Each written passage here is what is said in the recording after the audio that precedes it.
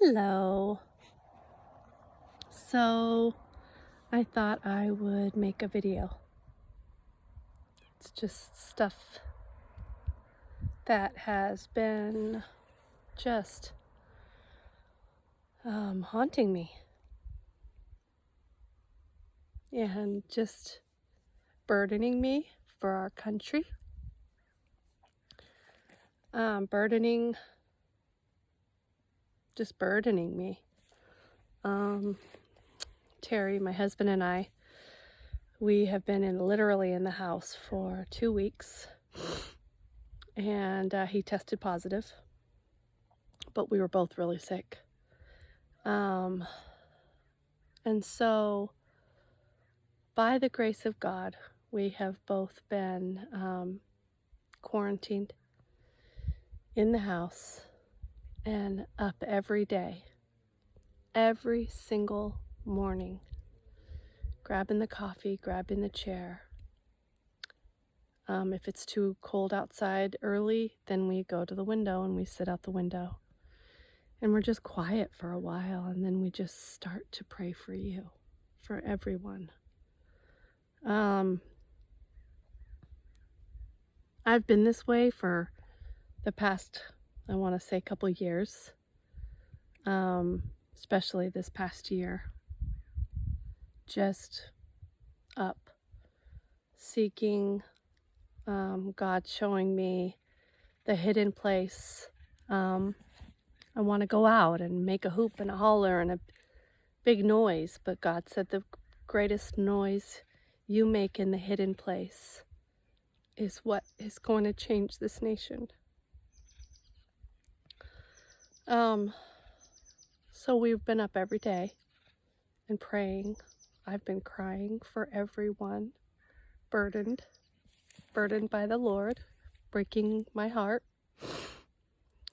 just so I would use that fuel of fear and anxiety, not letting it overtake me, but using it for fuel for what He has shown me has happened. A couple days ago, I'll start with a couple days ago, Terry and I came out to our little altar place where we're at now. We have this little place on our property. We just come and we sit. And after a week and a half of praying, we decided just to come out and just to hear what was on God's heart. And first He showed me attempt. Whether it's going to come true or not, I don't know. I'm not here to prophesy or speak over what God is going to do. He did show me, what He showed me was the word attempt. How the evil parties, I'm not even going to say which party, it doesn't matter, because I pray for both of them, have made attempts to take control of our great nation. And then He showed me, I'm going to be honest, He showed me Kamala Harris was a dark shadow, but to pray for her. And so I prayed, and Terry and I, we have prayed. We've prayed for the politics and the politicians. We pray for Biden. We pray for Trump. It doesn't matter. It doesn't matter. What matters is the attempts to gain control of this nation, of each individual, through repetitious fear. Yes, through the media. Yes, through the news. Yes, through Facebook and Twitter and Google and just the giant moguls that this morning I woke up and just the repetitive pressure of of the evil giants stealing our precious identities. That God gave each one of us individually. He gave us each an identity. He knitted you together preciously, intimately, individually in your mother's wombs. In his own handwriting, he wrote all of your days. Individual. We are each individual hearts that he formed and that he fashioned. And the devil, taking control and taking us all hostage through the enemy, he is the enemy, but through the media, through the giant media news of repetitive, over and over and over, ingraining us to be robots.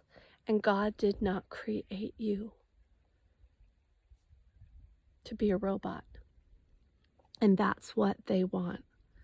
That's what they have wanted. That's what they have taken our children hostage. Oh man, I was crying today, praying for all of the souls that have been taken hostage through sex, through drugs, through sex trafficking, through pedophiles, through the millions and millions of different avenues that came in and took over our nation and took us hostage. And now they're trying to steal our entire nation. It wasn't just individual hearts anymore. Now it's our whole nation. And here's what the Lord showed me. He showed me a minivan.